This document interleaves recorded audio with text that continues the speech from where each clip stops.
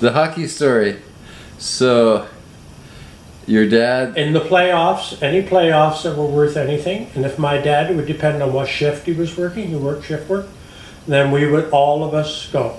The four of us would go to the licenses, and we would always watch the hockey games there. Never in our place, ever. That's just how it was.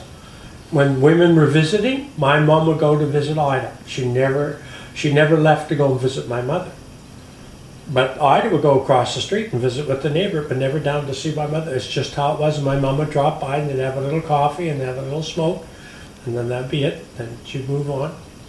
Okay, so that's the dynamics. Let me get this, these names. So, Ida. Okay, your mother would go visit... Jean would go and visit Ida. Jean would go visit Ida, but Ida would not come over to your house. But Ida never came down to visit Jean, and neither did Paul. Paul why didn't she come down? Well, I don't know. That was the culture, the dynamic. Maybe she was a home person. So maybe she where did Ida go to visit? To her sisters. Oh, to her sisters. She visited her sisters, and then there was a woman across the street. She'd visit her too. But that's all. So for your mom to get out of the house, that was her, she'd go over to visit Ida. I suspect you didn't say no to my mother, and if she knocked on the door, that was a compliment, you invited her in. Right? But you didn't go down there. It's just, So did they have, when did you get the first telephone? When did we get the first telephone? We always had a phone in our house. Oh yeah, because that was a requirement of my dad's job. Yeah. And licenses always had a phone, right? And we loved to use the phone, any excuse. I'd phone Daryl just to see if he's home.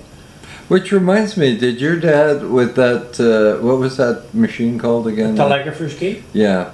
Did he ever use that at home? Did he? Never. I never saw the this. snowstorm used The telegrapher's key wasn't, my eyes didn't fall upon it till my dad was gone. Oh. He never shared that. That wasn't important. He didn't pull it out of the case? And I made my father buy a book called Sparks in the Parks. And that's the park ships. And it was a guy who was a telegrapher on the ships during the Second World War in the Merchant Marine and park ships, or what my dad was on. He wouldn't buy that book. So I made my father buy the book, and then I read it. And I read some of it to my father, and he would listen, but he's not going to read it. Yeah. No way. And he didn't tell you anything of what went on. You had pictures, and you would ask questions. Right? So your mother went to visit Ida. Yeah. How often did your mother go to visit? Ida is how they say it. No, how they say it? Not Ida. Ida. Oida. Ida. Not Oida. Ida. Ida. That's how they say it in Liscombe. My cousin's name isn't Gerald. It's Drew. How far is Liscombe from Dartmouth? Probably 25 miles. Oh, 25 miles. Oh, that far is a long way. But that was worth it. Yeah. Where, in which direction? Towards Eastern Shore. Everything's on the Eastern Shore, Teddy. Yeah, well. God, don't you know anything about that? Yeah, there we go. The 57 Ford. North or south? Yeah, north. It was north. Okay, so you went up to past your grandparents. Places like that. They weren't the Eastern Shore. I don't know what they were, but it wasn't called the Eastern Shore. I mean, 25 miles back then on those roads was... No, there was a main highway that went through there. Yeah, but they were going through every town and every... That was a good road. Yeah. Now it had dirt on it, okay? That was questionable.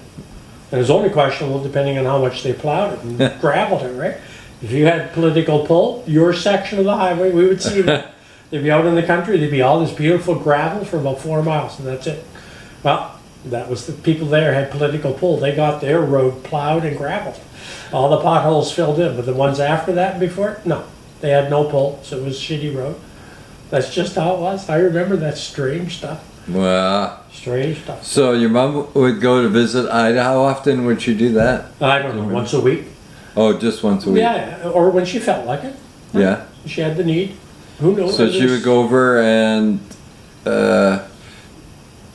just have coffee and... Mountain bullshit. Yeah. Like women do, right? Yeah. Who else did your mom play bingo or any of that kind of stuff? My mother was High Kappa Phi, and so she had that club, and she was a member of that. She had the bridge club. Mm-hmm. My mother was a socialite. She knew how to get people together, and she could cook, and they had great meats. There'd be 100 women in the house. Well, okay, it's 20. Right. Well, that could be like 100. Yeah, and they would play bridge upstairs, and we'd be in the den underneath. And I told you the story about we went down with tape recorders were just coming in, and somebody lent me the tape recorder. The little cassette, not the cassette, but the reel-to-reel, the little baby ones. So unknown to them, when they finish playing bridge, then they have sandwiches and coffee. So I had set it up in the middle of the table, and there was a corsage, there's a bunch of flowers, and I turned it on. Right, and then I recorded it all. And then when they were finished doing that, then they went back to playing cards again. And then I went into the kitchen, and I turned it on. And then we went to the basement, and then we waited. And then they're all playing cards, and they're quite loud, and there's no trumps, and they're screaming, and all of a sudden there's a big silence. And they heard themselves out in the kitchen, and they were just laughing like hell. And my mother goes, "That goddamn Larry," right? But they thought it was just great. That was pretty fun. And they, "Oh my God, we make a lot of noise.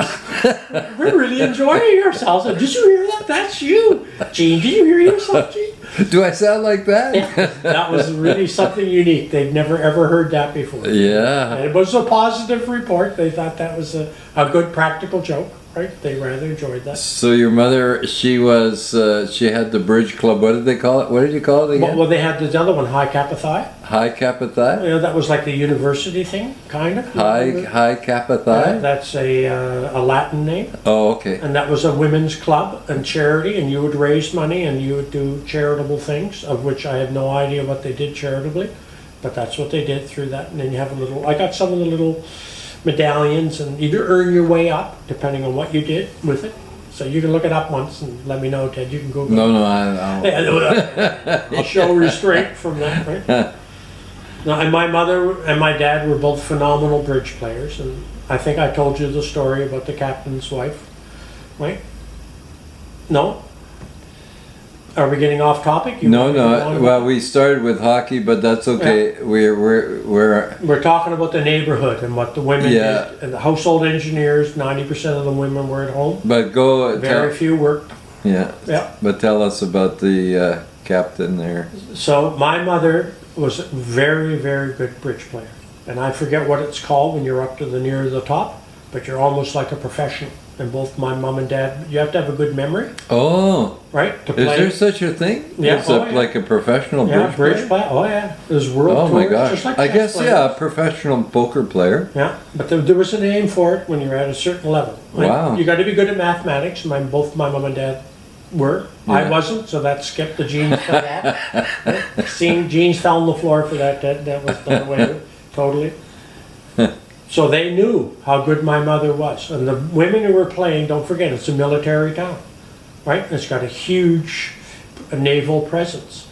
And then there was I'm going to say a captain or an admiral's wife, whatever. But this was a woman who was as arrogant as hell. And when the bridge players went there to play at her place, nobody could beat her. And they wanted to beat her, right? Because that's one place is neutral territory. And they couldn't. And she would just lord it over everybody. And they just got tired of it. So they all came over to my mom one day, and they came up with this plan. And they asked my mom, "Would you participate in it?" "Oh yeah, my mom had the devil in her." "Oh yeah." So they made up a story that she was some high-ranking officer's wife. And when you play bridge, you have a substitute. So you're allowed to bring it in to the next time you met. That was part of the rules of bridge. So they'd never met my mother before, of course, right? And they say, no, well, Jeannie, Fred's wife couldn't make it, so Jean's just going to set in for them. So they educated my mother, made up a phony history of who she was married to, because rank was very important, and it was pretty well equal to what this woman was, right? And then when you went in to play, like if you played out where Shearwater was, then near Shearwater was a military settlement. And they had all the officers' houses and whatever, and you had to go through a gate to get in there.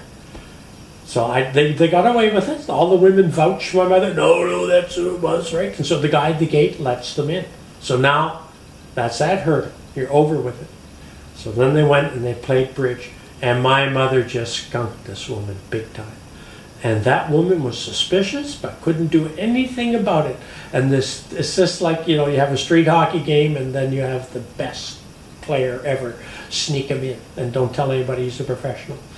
And then all the women had their revenge, and they finally put that hen back in her place. Then they smuggled my mom back out, right? And of course, that became the big legend. Jean the bridge player beat so-and-so, and then she damn well deserved it too, right?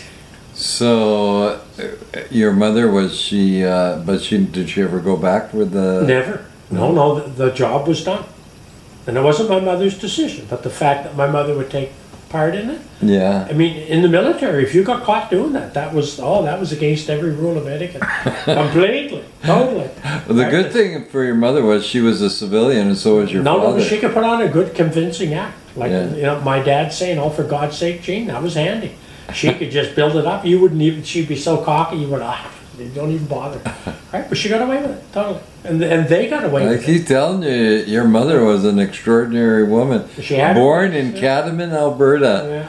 Grew up in Edson. I mean, come on. And that's nowhere land at that time. When you're one of 10, Ted, and you're the youngest, your survival skills are either one or the other. You're honed or you're dead.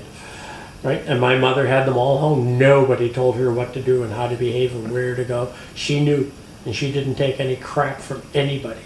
Right? Well, I guess that's a polite way of putting it, but she was everything I see of your mother.